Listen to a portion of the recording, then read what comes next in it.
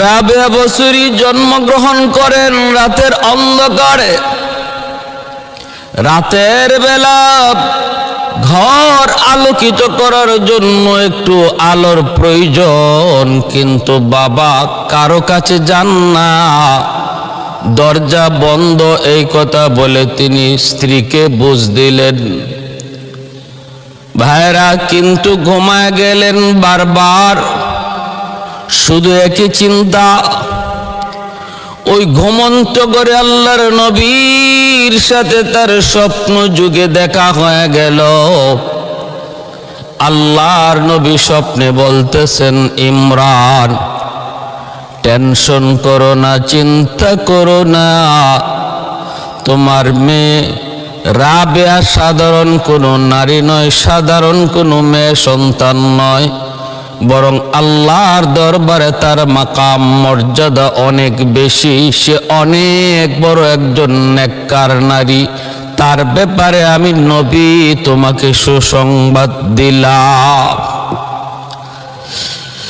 ভাইরা আমার, আল্লাহর নবীর স্বপ্ন যুগে রাবেয়ার ব্যাপারে তার বাবাকে সুসংবাদ দান করলেন। আর বলতেছেন, ইমরান প্রয়োজন তোমার পয়সার, প্রয়োজন তোমার টাকার, প্রয়োজন একটু সাহায্যের, আমি নবী তোমাকে পাঠাইতেছি। বসরার গভর্নরের কাছে যাও, যায় তুমি আমি নবীর পক্ষ থেকে পয়গাম শোনা দাও। বসরার গভর্নর প্রতিদিন সে 400 বার আমি নবীর শানে দুরূদ পাঠ করে, আমি নবী তার সেই দুরূদ পাই। কিন্তু গতকাল সে আমার শানে কোনো দুরূদ পড়ে নাই। কেন পড়ে নাই? কারণটা তার কাছে জানতে চাইবা। কারণ এই দুরূদ পড়ার খবর দুনিয়ার কেউ জানে না, বরং সে জানে, আল্লাহ জানে, আর আল্লাহ আমাকে জানায়। তুমি ওই গোপন খবরটা বসরার গভর্নরের কাছে তুমি যায় পেশ করো, আর বলো গতকাল না পড়ার জন্য, গতকাল না পড়ার জন্য, গতকাল না পড়ার খেসারত হিসাবে সে যেন 400 দিনার তোমাকে সাহায্য করে। স্বপ্ন যুগে আল্লাহর নবীর কাছ থেকে সংবাদ পাওয়ার পর রাবেয়া বসরির বাবা ইমরান বসরার গভর্নরের কাছে যে হাজির। আল্লাহর নবীর বাতানো সেই কথাগুলি যখন বসরার গভর্নরের কাছে তিনি পেশ করলেন, গভর্নর অবাক হয়ে গেল। কারণ আমার এই খবর দুনিয়ার কেউ জানে না, এমনকি আমি আমার স্ত্রী পুত্র আমার মা বাবা কাউকে জানাই না। কিন্তু জানলো এই লোকটা কেমন করে? বোঝা গেল খবর সত্য, এবং আল্লাহর নবী আমার পড়া এই দুরূদ তিনি প্রতিদিন পান। বসরার গভর্নর এত খুশি হলো, এত খুশি হলো, এত খুশি, সাথে সাথে 400 দিনার ওনাকে সাহায্য করলো, আর 10,000 দিরহাম সে গরিবের মধ্যে বন্টন করলো। শুধু শুধু শুকরিয়া তার, আনন্দে শুকরিয়া তান 10,000 দিরহাম সে গরিবের মাঝে বন্টন করে দিল। আর বলে দিল, ভাই যদি এরপরও তোমার কোনো প্রয়োজন হয়, যে কোনো সময় তুমি আমার কাছে আসবা, আমি তোমাকে একটু সাহায্য করে উপকৃত হব। ভাইরা বন্ধুরা, তিনি তো এমন এক আল্লাহর ওলি ছিলেন যার ওলি হওয়ার ব্যাপারে আল্লাহর নবী স্বপ্ন যুগে তার বাবাকে সুসংবাদ জানাইছেন। যেরকম সুবহানাল্লাহ। এ ভাই একটু খেয়াল করে শুনো, রাবেয়া বসরির যখন বাল্যকাল, অভাব অভাব এর ভিতরে বাবা ইন্তেকাল করলেন। ওনার বড় তিনটা বোন, তাদেরও বিয়ে শাদী হয়ে গেল। মার ইন্তেকাল হলো, রাবেয়া বছরই বাল্য, কেউ নাই দেখাশোনা করার, কেউ নাই। ওই অবস্থায় বস্ত্রায় দুর্ভিক্ষ চলছে, মানুষের ঘরে ঘরে অভাব, মানুষের ঘরে ঘরে অভাব, রুজি রোজগার নাই, জিনিসপত্রের দাম ঊর্ধ্বগতি, চরম সংকট মুহূর্তে রাবেয়া একা হয়ে গেলেন। দেখশন করার মতো তার কেউ নাই। এই রাবেয়া বছরই তিনি বের হলেন, কোথাও যাবেন। পথে ডাকাতের দল, একদল ডাকু ওনাকে অপহরণ করলো, তারপরে বাজারে বিক্রি করে দিল বাদী বানায়া। একজন ধনাঢ্যশীল ইহুদির কাছে বাদী বানায়া বিক্রি করে দিল। আল্লাহর ওলিয়া রাবেয়া বছরী এখন আর স্বাধীন নন, তিনি একজন গোলাম, তিনি একজন বাদী। মুনিবের অধীনে ওই ইহুদি মালিকের বাড়িতে যায় তিনি তার ঘরের কাম কাজ করেন, সারাদিন কাম করেন। আস্তে আস্তে বড় হতে লাগলেন। রাবেয়া বছরী ইহুদির বাড়িতে কাম কাজ করেন। ইহুদি সে তো আল্লাহ চেনে না, রাসূলকে চেনে না, রাবেয়াকে চেনে না, ধর্ম কি জিনিস জানে না। এক পর্যায়ে ইহুদির অত্যাচার রাবেয়ার প্রতি দিন দিন বাড়তে লাগলো, রাবেয়ার প্রতি দিন দিন বাড়তে লাগলো। রাবেয়া তিনি তো সারাদিন দুনিয়ার মালিকের কাম করেন, আর রাতের বেলা আসল মালিকের কুদরতি কদমে সেজদায় পড়ে যান। ভাইরা বন্ধুরা, একদিন কোনো এক কারণে ইহুদি মালিক ওনাকে মারলো। রাবেয়া বছরী প্রচন্ড মার খেলেন মালিকের পক্ষ থেকে। রাতের অন্ধকারে তাহাজ্জুদের টাইম, রাবেয়া তার ঘরের কোনায় বসে বসে আল্লাহর কুদরতি কদমে সেজদায় পড়ে কাঁদতেছেন। এমন কান্না কাঁদতেছেন আর বলতেছেন, ওগো আসমানের মালিক, দুনিয়ার মালিক আমাকে চেনে না বিদায় আমাকে মারছে। তুমি এজন্য আমার মালিকের উপর নারাজ হইও না। আল্লাহ তুমি আমার মালিককে মাফ করো, মাফ করো, মাফ করো। মারলো মালিকে, নির্যাতন করলো মালিকে, বদদোয়া করার কথা, কিন্তু না, বদদোয়া না করে তার দোয়া করতেছেন। এই দিকে তার ওই জিকিরের আওয়াজের কারণে জায়গাটা, তারই ঘরের উপর থেকে আসমান পর্যন্ত নূরের একটা রেখা এই জমিনে চলে আসছে।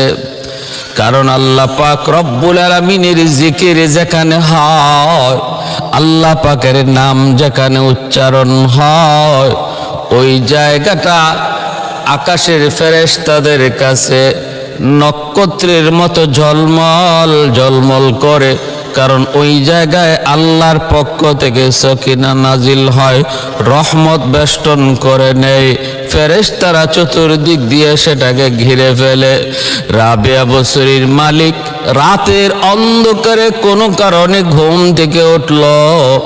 ওইটা সে রাবেয়ার ওই ভাঙ্গা চোরা ঘরের দিকে তাকায় দেখে রাবেয়ার ঘরের ছাদ থেকে আসমান পর্যন্ত নূরের একটা রেখা। মালিক কৌতূহল হয়ে রাবেয়ার ঘরের কাছে যায়, যখন কান লাগায় চোখ দিয়ে দেখে রাবেয়া সেজদায় পড়ে পড়ে অঝরে কাঁদতেছে আর বলতেছে, ওগো মালিক, দুনিয়ার মালিক আমাকে চিনে না, এজন্য আমাকে মারছে। মালিক তুমি তারে পাকড়াও করো না। মালিক অবাক হয়ে গেল। আমার এই নির্যাতনের পর বাদীটা আল্লাহর কাছে আমার জন্য বদদোয়া করার কথা, কিন্তু না, সে তো আমার জন্য আল্লাহর কাছে আরো দোয়া করতেছে।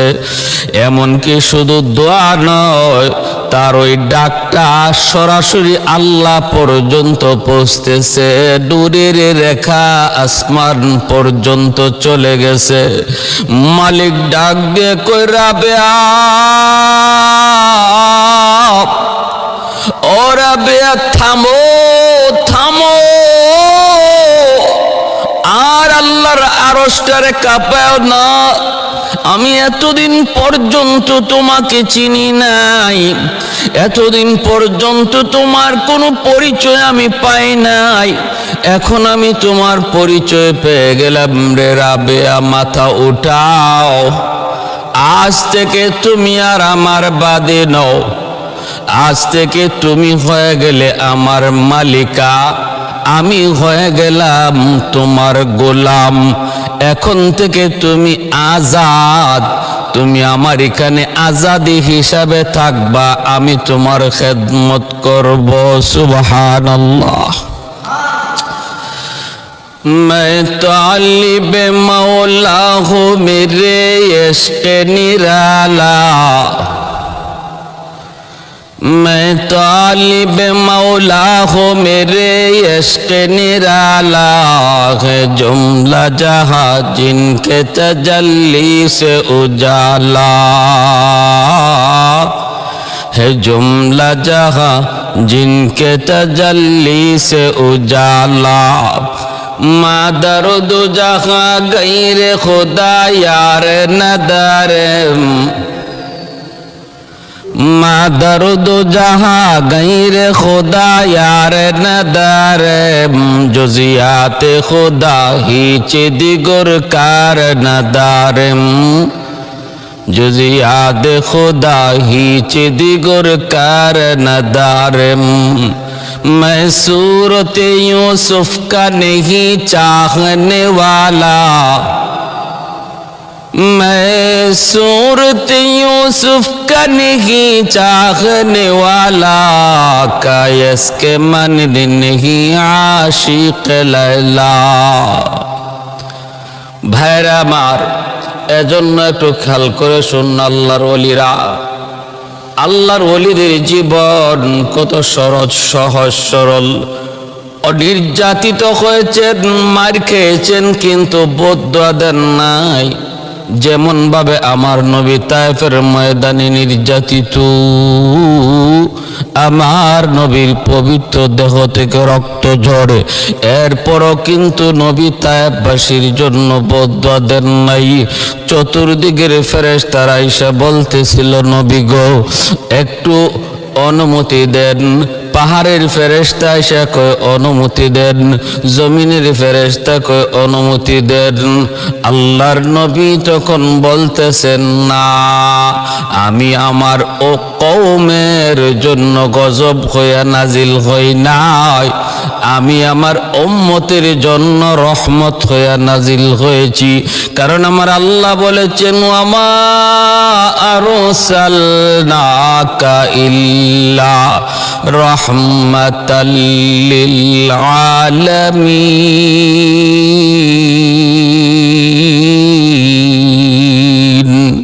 আমি হলাম উম্মতের জন্য রহমত। আল্লাহুম্মা হদি কওমি ফাইন্নাহুম লা ইয়ালামুন, আল্লাহ আমার কওম বুঝে না, ওদেরকে তুমি পাকড়াও করো না, আল্লাহ তুমি পাকড়াও করো না। হেদায়েত দাও, আমাকে চেনার সুযোগ দাও, মালিক তোমার পরিচয় তাদের অন্তরে দান করো, দান করো। এই বইলে নবী উম্মতের জন্য, তায়েফবাসীর জন্য আল্লাহর কাছে কাঁদছেন। রাবেয়া বছরে নির্যাতিত হয়েও মালিকের জন্য দোয়া করে, মালিক পরিচয় পেয়ে যায়। ইহুদি মালিক সাথে সাথে কালেমা পড়ে মুসলমান হয়ে যায়। ভাইরা বন্ধুরা, ও এরপর থেকে রাবেয়া বসরির সুনাম, রাবেয়া বসরির সুখ্যাতি, আল্লাহওয়ালা বুজুর্গির জিন্দেগি মানুষের কাছে আস্তে আস্তে প্রচার পেতে থাকে। রাবেয়া বলতেছেন, মালিক আজাদে জিন্দেগি লাভ করেছি শুকরিয়া আল্লাহর দরবারে, কিন্তু আমি আপনার কাছে থাকবো না, আমি চলে যাব হাসান বসরির কাছে। তিনি আল্লাহর বহুত বড় একজন বুজুর্গ, আমি তার কাছ থেকে মারিফত শিক্ষা করব, আল্লাহর পরিচয় নিয়ে নিব। এই বলে রাবেয়া বসরি হাসান বসরির খেদমতে আসলেন, ওনার কাছে বায়াত হলেন। রাবেয়া বসরির মুর্শিদ হলেন হযরত হাসান বসরি রহমতুল্লাহি আলাইহি। ভাইরা বন্ধুরা, একে একে মানুষজন ওনার কাছে বিয়ের প্রস্তাব দেয়। বিয়ের বয়স হয়ে গেল রাবেয়া বসরির, ধনী লোকরা পর্যন্ত বিয়ের প্রস্তাব দেয়, কিন্তু রাবেয়া বসরি বলেন, তোমরা আমার কাছে বিয়ের প্রস্তাব কোন হিসাবে দাও? ভাইরা, একটা কথা তিনি বললেন, যে দুনিয়ার পাগল সে আল্লাহর ওলিদের দৃষ্টিতে সে হলো একজন খুনসা, আর খুনসার সাথে আমার বিবাহ জায়েজ নয়। আর যদি কেউ আখিরাতের পাগল হয়, সে একজন মহিলা, আল্লাহর ওলিদের দৃষ্টিতে একজন মহিলা, সেও মহিলা আমিও মহিলা, বিবাহ জায়েজ নয়। আর যদি সে আল্লাহ পাগল হয়, তাহলে একজন পুরুষ, আর আমিও এক দৃষ্টিতে আল্লাহর পাগল, অতএব আমিও পুরুষ, পুরুষে কেমন করে বিয়ে? আল্লাহ পাগল হওয়ার দৃষ্টিতে আমিও একজন পুরুষ, আমিও পুরুষের হুকুমে। ভাইরা বন্ধুরা, তিনি বলেন, ও দুনিয়ার আশিকের দল, তোমরা যারা এশকে পরে আমাকে বিয়ে করতে চাও, বলো তো দেখি আমি আমার স্বামীর মহব্বত কোথায় রাখবো? আমার দেহের প্রতিটা পশমের গুড়ায় গুড়ায় আমার মাওলার এশকের আগুন দাও দাও করে জ্বলে। এতটুকু জায়গা আমার দেখে নাই যে জায়গায় আমি আমার স্বামীর মহব্বত ঢুকাইতে পারি, সর্ব অঙ্গে আমার মাওলার মহব্বত। অতএব আমি আর গায়রুল্লাহ কারো মহব্বত ঢুকাইবার কোনো সুযোগ আমার দেখে নাই।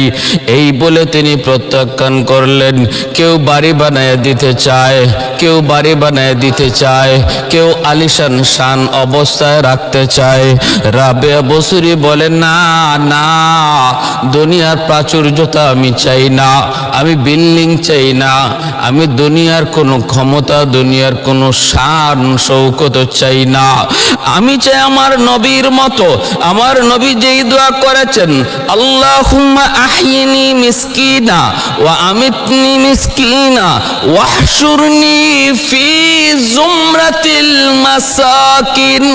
আল্লাহ, তুমি আমাকে গরিবী হালতে দুনিয়াতে রাখো, গরিবী হালতে আমাকে তুমি মরণ দিও, হাসরের মাঠে তুমি আমাকে গরিবদের সাথে উঠাইও মাওলা।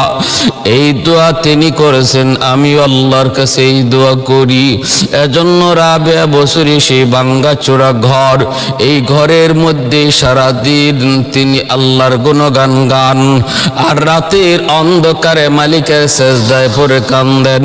সারাদিন রোজা রাখেন, কোন রকম পানি দিয়ে ইফতার করেন। মানুষেরা কয়, রাবেয়া কিছুই তো খাও না, সারাদিন শুধু ইবাদত বন্দেগীতে সময় পার হয়, তারপরও তোমার শরীরের শক্তি কমে না, মনে হয় যেন তুমি কোনো কিছু খাও। রাবেয়া বলে, শোনো, তাহলে শোনো, যারা আল্লাহর পাগল হয়ে যায়, আল্লাহর পাগল হয়, আল্লাহ তাদেরকে জিসমানি খাবারের বদৌলতে রুহানি খাবার দান করে, রুহানি খাবার দান করে। এজন্য তাদের শরীরে কোনো দুর্বলতা আসে না। একদিনের ঘটনা আমি আপনাদেরকে খেয়াল করে বলি, শুনুন, মনোযোগ দিয়ে শুনুন। একদিনের ঘটনা দেখেন আল্লাহর উপরে কি পরিমাণ তাওয়াক্কুল ছিল রাবেয়ার। মেহমান আসলো দুইজন। কয়জন? দুইজন মেহমান আসলো। ঘরে আছে দুটা রুটি। রাবেয়া বসরি ভাবতেছেন এই 2 রুটি দিয়ে মেহমানদারি করা কোনোভাবেই সম্ভব না। এজন্য চিন্তায় পড়ে গেলেন। হঠাৎ দেখেন এক ভিক্ষুক এসে ভিক্ষা চাইল। খেয়াল করে শুনুন, মনোযোগ দিয়ে শুনুন, আমাদের জীবনে এমন ঘটে। আমাদের কাছে থাকার পরেও তো আমরা ভিক্ষুকে দেই না, আমি খাওয়ার পরেও যে অবশিষ্ট থাকবে সেটাও দিতে মন চায় না। আর রাবেয়া বসরি আসেই শুধু 2টা রুটি, তার মাঝে আবার 2 জন মেহমান। ওই অবস্থায় ভিক্ষুক ভিক্ষা চাওয়ার পরে ইনি 2টা রুটি ভিক্ষুকে দিয়ে দিলেন। আল্লাহ বলেন ওয়া আম্মাস সাইলা ফালা তানহার, বন্ধু কোন ভিক্ষুক যদি ভিক্ষা চায় তারে ধমক দিয়ে তাড়ায় দিও না। সূরা দোহা, আল্লাহ পাক পবিত্র কোরআনের সূরা দোহাতে নবীকে বলতেছেন, বন্ধু কেউ যদি কোনো কিছু সওয়াল করে তাহলে তারে ধমক দিও না, পারো যদি তারে দিয়া সাহায্য করো, না পারো সান্ত্বনার বাণী দিয়া তারে ফেরত দাও। রুরু আচরণ করো না, ধমক দিও। ভাইরা আমার, রাবেয়া বসরি এই 2টা রুটি ভিক্ষুককে দিয়ে দিলেন। এখন মেহমানরা খাবে কি? কি খাবে? কিছুক্ষণ পরে একজন প্রতিবেশী মহিলা, পাশের বাড়ির প্রতিবেশী মহিলা, সে রাবেয়া বসরির ঘরে 18টা রুটি পাঠাইছে খাদেমারে দিয়া, হাদিয়াতান। ওই ঘরের মালিকা সেও জানে না যে রাবেয়ার ঘরে 2টা রুটি ছিল, ভিক্ষুকে দিয়া দিছে। এটা জানে সে রুটি পাঠায় নাই, পাঠাইছে 18টা রুটি। রাবেয়া বসরি 18টা রুটি দেখে তিনি ফেরত দিয়ে দিলেন।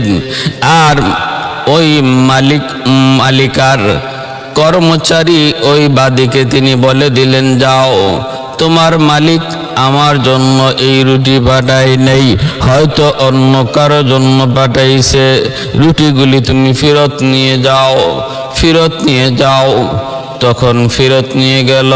খাদেমা রুটি ফেরত নিয়ে মালিকের কাছে পেশ করলো। তার মালিকা 18টার বদলে 20টা রুটি তারে দিয়ে দিল, যাও 20টা রুটি নিয়ে যাও। যখন 20টা রুটি নিয়ে আবার রাবেয়া বসরির ঘরে ঢুকলেন, রাবেয়া আবার রুটিগুলি গণলেন, গইনা দেখেন এখন আর 18 নাই, এখন হয়ে গেছে 20। সাথে সাথে রুটিগুলা তিনি গ্রহণ করলেন। মেহমানরা দেখলো আর বলতেছে, রাবেয়া ও আল্লাহর বলিয়া দিল 18টা, তখন তুমি গ্রহণ করো নাই, এখন তুমি গ্রহণ করেছো 20টা দেওয়ার পরে, কারণ কি? রাবেয়া বসরি কই, এটাই তো কারণ, এটাই কারণ, এটাই হিকমত। আমি তো 2টা রুটি আল্লাহর রাস্তায় দান করেছিলাম, ভিক্ষুককে দিয়েছিলাম, পুরাপুরি ইয়াকিন ছিল আমার। আল্লাহ বলে, মান জাআ বিল হাসানাতি ফালাহু আশরু আমসালিহা, আমার কোন বান্দা বান্দি যদি এক আমার রাস্তায় দান করে, আমি আল্লাহ তারে দেই 10, একে দেই 10। রুটি দিলাম 2টা আল্লাহর রাস্তায়, আল্লাহর ওয়াদা মতে আমি রুটি ফেরত পাবো 20টা, 2টায় পাবো 20টা, 18টা কেন আসলো? তখনই আমি বুঝলাম, না না, এটা আমার জন্য নয়, আল্লাহর ওয়াদা মতে আসবে 20টা, এজন্য ফেরত দিয়ে দিলাম। আবার 20টা পাঠাইলো। এতে করে পুরাপুরি ইয়াকিন হয়ে গেল মালিকের কথার উপরে। আল্লাহর রাস্তায় যদি কেউ দেয় 1, আল্লাহ দেয়তে তারে 10। রাবেয়া দিলেন 2, এজন্য আল্লাহ দিলেন তারে 20। সুবহানাল্লাহ। जिंदगी में बंदगी तो करना है, जिंदगी में बंदगी तो करना है, जिंदगी बे बंदगी शर्मिंदा है, जिंदगी बे बंदगी तू शर्मिंदा है। आए थे हम कुछ न कुछ खरीदने को, आए थे हम कुछ न कुछ खरीदने को, जिससे हो रोशन मेरी दिलवार हो, और न तो कोई चारा जहाँ में है, और न तो कोई चारा जहाँ में है। जिंदगी में बंदगी तो करना है, जिंदगी बे बंदगी शर्मिंदा है, जिंदगी बे बंदगी शर्मिंदा है। दुनिया में हो दुनिया का तो लोभगार न हो, बाजार से गुजरे हो खरीदार न हो। दुनिया में हो दुनिया का तो लोभगार न हो, बाजार से गुजरे हो खरीदार न हो। ए दुनिया तो मिसल कागज फूल है, ये दुनिया तो मिसल कागज फूल है। अल्लाहु আকবার। এ ভাইয়ের আমার একটু মনোযোগ খেয়াল করে শোনো রে যুবক। আল্লাহর নবী রহমতের নবী বলেন, মালিক উহুদ পাহাড় আমার পিছনে পিছনে ঘুরুক, আমি চাই না। আল্লাহ আমি চাই আমি যেন গরিবী হালতে দুনিয়াতে থাকি, গরিবী হালতে যেন মারা যাই, গরিবী হালতে যেন হাসরের মাঠে উঠি, গরিবদের সাথেই যেন উঠি। কারণ কি? কারণ কি? আল্লাহর ওলিদের জীবন ছিল এমন, কারণ একজন গরিব ধনী মানুষের 500 বছর আগে জান্নাত পেয়ে যাবে।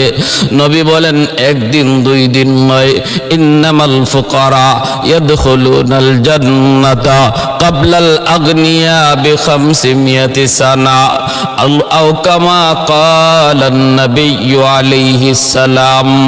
ভাইরা বন্ধুরা, এই কথা শোনা মাত্রই হযরত ওসমান গনি বলতেছেন, ও গো আল্লাহর নবী, আল্লাহ আমাকে দয়া করে সম্পদ দিয়েছে গো নবী, আমি তো চেষ্টা করে তদবির করে সম্পদ কামাই করি নাই, আল্লাহ আমাকে দয়া করে সম্পদ দিয়েছে।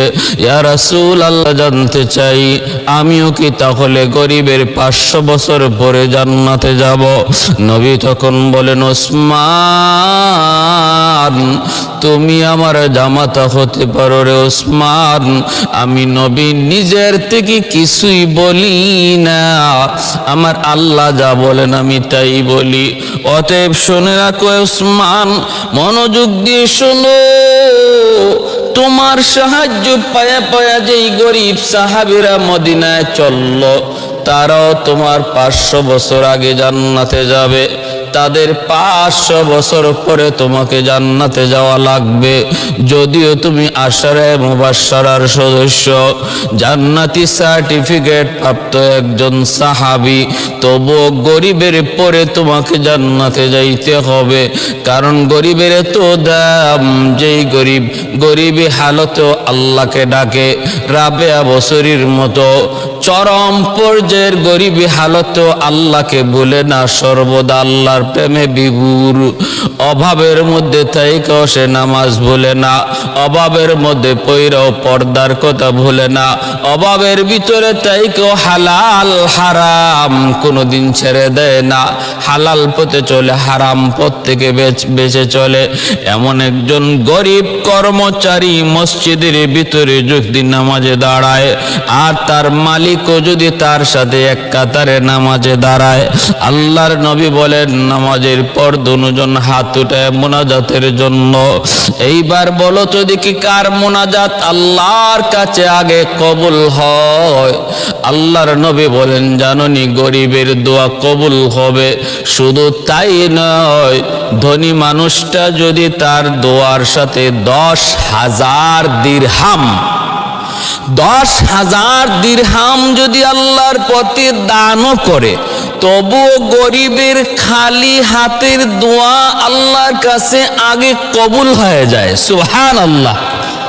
10,000 দিরহাম যদি দানও করে, তবু আল্লাহর কাছে গরিবের খালি হাতের দোয়া আগে কবুল হয়ে যায়। কেন? কারণ আল্লাহ পাক রব্বুল আলামিন মুনসিফ, আল্লাহ পাকের ইনসাফ আছে। আল্লাহ দুনিয়াতে তারে ধন দিছেন কম, দৌলত দিছেন কম। ধনী মানুষটার মতো সে আরাম করতে পারে না, ধনী মানুষটার মতো সে মন চাহাত মতো খাইতে পারে না। আল্লাহ পাক রব্বুল আলামিন এজন্য তার আখিরাতের লাইনে ধনীর আগে বাড়ায়া দিলেন। আল্লাহ বলেন গরিব তুমি সবর করো, তুমি ধনীর প্রাচুর্যতা দেখা, আরামায়েশ দেখা তুমি এতটা নিজের মধ্যে তার এই আরামায়েশ দেখা মনে কষ্ট পেও না। সে দুনিয়ার সামান্য হায়াতের জীবন, 60-70 বছরের হায়াতের জীবন তোমার যে আগায় ছিল আরামের দিক দিয়া, আর আমি আল্লাহ তোমাকে আখিরাতের লাইনে ওই ধনীর চেয়ে 500 বছর আগে আগায় দিব আরামের লাইনে, কারণ সে তোমার 500 বছর পরে জান্নাত পাবে। সুবহানাল্লাহ। ভাইরা বন্ধুরা একটু মনোযোগ দিয়ে শুনুন, মনোযোগ আছে তো ইনশাআল্লাহ? একটু মনোযোগ দিয়ে শুনুন, খেয়াল করে শুনুন। এক পর্যায়ে ওসমান গনিকে আল্লাহর নবী বলেন, ওসমান যদি তোমার বুঝে না ধরে, তুমি যদি একটু বুঝতে চাও তাহলে পরীক্ষা করে দেখো কেন গরিব ধনীর আগে জান্নাতে যাবে। তুমি বুঝি বুঝতে চাও? ওসমান গনি কয় নবী গো আমি বুঝতে চাই, আমি একটু বুঝতে চাই। আল্লাহর নবী বলেন উসমান তাহলে মসজিদে নববীর ভিতরে আমার সমস্ত সাহাবায়ে কেরামের সামনে তুমি আগে বলো আজ সারাদিন তুমি কি খাইছো? ওসমান গনি তখন দাঁড়ায় বলতেছেন নবী গো ঘুম থেকে ওঠার পর আমি একটা বাসি রুটি খেয়েছি, তারপরে নাস্তার টাইমে নাস্তা করেছি, এরপরে গো নবী দুপুরবেলা ভুনা গোশত আর রুটি খাই আমি আপনার দরবারে এসেছি। আল্লাহর নবী এইবার বলতেছেন উসমান রে তুমি এবার বসো, কিন্তু মনে রাখো একদিনের খানার হিসাব চাইলাম। 3টা কথা তোমার বলা লাগছে। কয়টা কথা? 3টা। 1 নম্বর হলো ঘুম থেকে উঠে বাসি রুটি দিয়ে একটু হালকা নাস্তার টাইমে আমি নাস্তা করেছি, ঠিক না? তারপরে বলেছেন দুপুর টাইমে ভুনা গোশত খেয়েছি।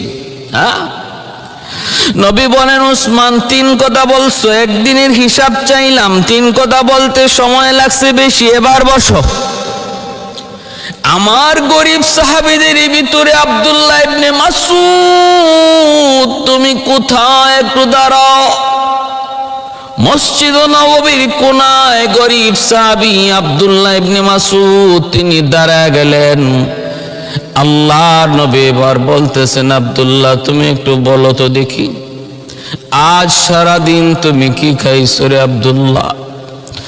আব্দুল্লাহ ইবনে মাসউদ কিছুই বলতে চান না, চোখ দিয়ে দর দর করে পানি পড়ে। সাহাবায়ে কেরাম তারাও কান্দেন, আল্লাহর নবীও তিনি কাঁদতেছেন। নবী বলেন, আব্দুল্লাহ বলো বলো বলো, কি খাইছো সারাদিন, কি খাইছো একটু বলো। আব্দুল্লাহ ইবনে মাসউদ তখন চোখের পানিটা মুছেন আর বলেন, নবী গো, খোদার কসম আপনি যদি আমারে না জিগাইতেন আমি কারো কাছে বলতাম না গো নবী। আজ সারাদিন হয়ে যায়, একটা খেজুরের দানাও আমার পেটে জুটে নাই, একটা খেজুরের দানাও জুটে নাই। আল্লাহর নবী কানের এত বড় জলিলুল কদর সাহাবী আব্দুল্লাহ ইবনে মাসউদ সারাদিনের ভিতরে একটা খেজুরের দানাও জুটে নাই, কিছুই খান নাই। নবী এবার বলেন, আব্দুল্লাহ তুমি বসো। সাহাবায়ে কেরামকে লক্ষ্য করে এবার আল্লাহর নবী বলতেছেন, উসমান গনিকেও লক্ষ্য করে নবী বলতেছেন, রে উসমান, ও উসমান, এবার হিসাব তুমি মিলাও। হাসরের মাঠে আল্লাহ পাক প্রতিটা মানুষ থেকে তার জীবনের হিসাব নিবে, সম্পদের হিসাব নিবে।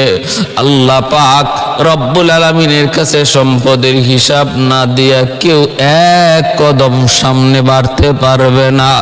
ওই দিন তোমরা ধনীর আল্লাহর কাছে সম্পদের হিসাব দেওয়ার জন্য যখন দাঁড়াবে, সম্পদ তোমাদের অনেক বেশি, এজন্য টাইম লাগবে তোমাদের বেশি, ধনীদের টাইম লাগবে বেশি। যদিও হালাল পথে সম্পদ কামাই করেছে, তবু বেশি হওয়ার কারণে সময় লাগবে বেশি। পিছনে দাঁড়ায় থাকবে আমার আব্দুল্লাহর মতো গরিব সাহাবী। আল্লাহ পাক রব্বুল আলামিন গরিবের দিকে তাকায় বলবে, রে আমার গরিব বান্দা বান্দির দল, তোমরা ধনীদের পিছনে পড়ে থাকলে তোমাদের হিসাব দিতে অনেক দেরি হয়ে যাবে, কষ্ট তোমাদের বেশি হবে। সম্পদ যেহেতু তোমাদের কম, ধনীদের এই লাইন থেকে বাইপাস আমি আল্লাহর কাছে চলে আসো। ধনীদের লাইন থেকে গরিবরা বাইপাস আল্লাহর কাছে চলে আসবে হিসাব দেওয়ার জন্য। সম্পদ কম, কম কথায় জবাব দিয়ে দিবে। আর ধনীর 1-2 বছর আগে নয়, নবী বলেন আনুমানিক 500 বছর আগে আল্লাহ গরিবদেরকে ধনীদের আগে জান্নাত দিয়ে দিবে। সুবহানাল্লাহ। এ ভাই, এজন্য বলি খালি সম্পদ সম্পদ কইরো না। পাইলিং দেওয়ার সময় বোঝা যায় হায়াত বুঝি 500 বছরের গ্যারান্টি লই আইছো। না না না, বিন্দু পরিমাণ গ্যারান্টি নাই। হায় হায় সম্পদ, হায় সম্পদ করার পিছনে কোনো লাভ নাই, কোনো লাভ নাই। হালাল পথে সম্পদ কামাই কইরো, গরিবের 500 বছর পরে জান্নাতে যায়। আর আমাদের সমাজের আজকে যেই সমস্ত বড় বড় ধনীর দল, বড় বড় দুর্নীতিবাজ, বিদেশে পর্যন্ত লক্ষ কোটি কোটি টাকা পাচার করে, তাদের জীবনী দেখলে, তাদের পিছনের ব্যাকগ্রাউন্ড তালাশ করলে দেখা যায় হালালের কোনো বই বাতাসও নাই, শুধু হারাম আর হারাম। কালো টাকার কালো টাকা, কালো টাকা দিয়া পাহাড় বানাইছে সম্পদের। এজন্যই রাবেয়া বসরি বলতেছে, আমারে ঘর বানায় দেওয়ার প্রয়োজন নাই, আমাকে ইট আর ইটের ভিতরে ঢুকানোর প্রয়োজন নাই, ভাঙ্গা চোরা ঘরের মধ্যেই থাকবো। ভাইয়েরা বন্ধুরা, এটা আল্লাহওয়ালাদের সাদা সিধা জীবন। কারণ সর্বদা তারা আখেরাতের এই জীবনকে তারা চোখের সামনে দেখতেন, দুনিয়ার এই জীবনটাকে তারা ধোঁকা মনে করতেন। বাস্তবে দুনিয়ার জীবনটা হলো একটা স্বপ্নের মতো। স্বপ্নের ভিতরে আমরা যেমন দেখি বাদশার মেয়েকে বিয়ে করছি, কেউ দেখে 10 তলা বিল্ডিং এর মালিক হয়ে গেছে, কেউ দেখে ফ্যাক্টরির মালিক হয়ে গেছে। ঘুম থেকে জাগার পর দেখে সেরা খাতার নিচে ঘুমায় আছে, তখন বুঝে হায় হায় প্রাসাদের মালিক হওয়া ছিল এটা আমার স্বপ্ন, বাস্তব জীবন এখন থেকে শুরু হলো। ঠিক তেমনি প্রতিটা মানুষ মৃত্যুর সাথে সাথে বুঝবে দুনিয়ার 60 বছরের হায়াতের জীবন ছিল আমার স্বপ্ন, বাস্তব জীবন এখন থেকে শুরু হলো। মৌত কো সমঝায়ে গাফিল ইখতিতামে জিंदगी, मौत को समझाए गाफिल इख्तिताम जिंदगी, दर हकीकत मौत है सुबह हयात जिंदगी, दर हकीकत मौत है सुबह हयात जिंदगी। अल्लाह আকবার। ভাইরা বন্ধুরা, এই রাবেয়া বসরি আর তিনি কেউ বিয়ের বন্ধনে বসলেন না। হাসান বসরির দরবারে থেকে থেকে তিনি এইভাবে আল্লাহর মারিফত হাসিল করলেন। এক পর্যায়ে শারীরিক দুর্বলতা চলে আসলো। ইংরেজি 752 ইংরেজিতে রাবেয়া বসরি বাইতুল মুকদ্দাসে তিনি ইন্তেকাল করেন। আজও সেই আল্লাহর ঘর বাইতুল মুকদ্দাসের পাশেই আল্লাহর সেই এত বড় ওলিয়া, এত বড় সতীসাধ্বী মহিষী নারী হযরত রাবেয়া বসরি চিরনিদ্রায় শুয়ে আছেন, চিরনিদ্রায় শুয়ে আছেন। মৃত্যুর আগে ওনার একটা ঘটনা কিতাবে লিখেন। ইনি ঘরের মানুষকে বলতেছেন, ওনার যে ভক্তবৃন্দকে বলেন, ঘর থেকে বের হও, তোমরা অল্প সময়ের জন্য ঘর থেকে বের হও, কারণ আমি দেখতেছি আমার ঘরে এখন আল্লাহর মেহমানরা ঢুকবে। সুবহানাল্লাহ। ভাইরা বন্ধুরা, মুহূর্তের ভিতরে সমস্ত মানুষ ঘর খালি করে দিল। তারা বাহির থেকে একটা আওয়াজ পেল ঘরের ভিতরে। কি আওয়াজ? আল্লাহর কালামের একটা আয়াত, ইয়া আইয়াতুহান নাফসুল মুতমাইন্নাহ ইরজিই ইলা রাব্বিকি রাদিয়াতাম মারদিয়াহ ফাদখুলি ফি ইবাদি ওয়াদখুলি জান্নাতি। এ পবিত্র আত্মা বের হয়ে আসো, এ পবিত্র আত্মা বের হয়ে আসো, আল্লাহর দিকে চলো। ইরজিই ইলা রাব্বিকি রাদিয়াতাম মারদিয়া, যে আল্লাহ তোমার উপরে সন্তুষ্ট, তুমি আল্লাহর উপরে সন্তুষ্ট, জান্নাতে প্রবেশ করো। পবিত্র আত্মা তুমি বের হয়ে আসো। ডাকটা তারা শুনতে পাইলেন। বেশ কিছুক্ষণ পর মানুষজন ঘরে ঢুকলেন। ঢুইকা দেখেন আল্লাহর ওলিয়া, সেই মহিষী নারী, আল্লাহর প্রেমিকা, আল্লাহ পাকের আশিকা, তিনি আর দুনিয়ায় নাই, দুনিয়া থেকে বিদায় হয়ে গেলেন। রাবেয়া বসরির কবরে যাওয়ার পর কিছুদিন পরে ওনার একজন আশেক স্বপ্ন যুগে দেখলেন। রাবেয়া বসরিকে তিনি জিজ্ঞেস করলেন, ওগো আল্লাহর ওলিয়া, কবরে আপনার সাথে কেমন আচরণ করা হয়েছে?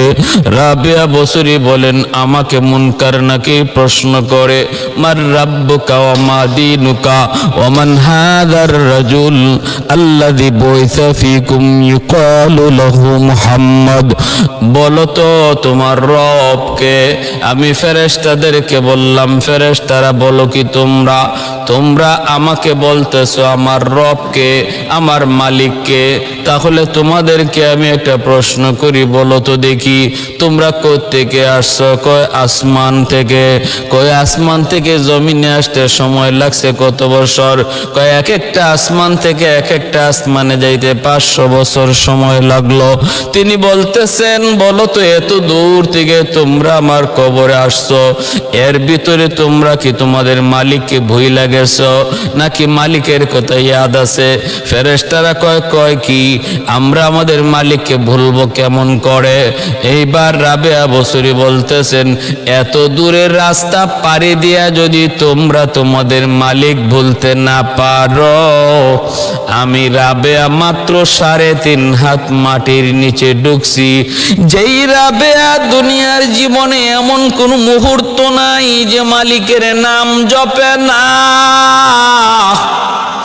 এমন কোন মুহূর্ত নাই যে মালিকের প্রেমে বিভোর নয়।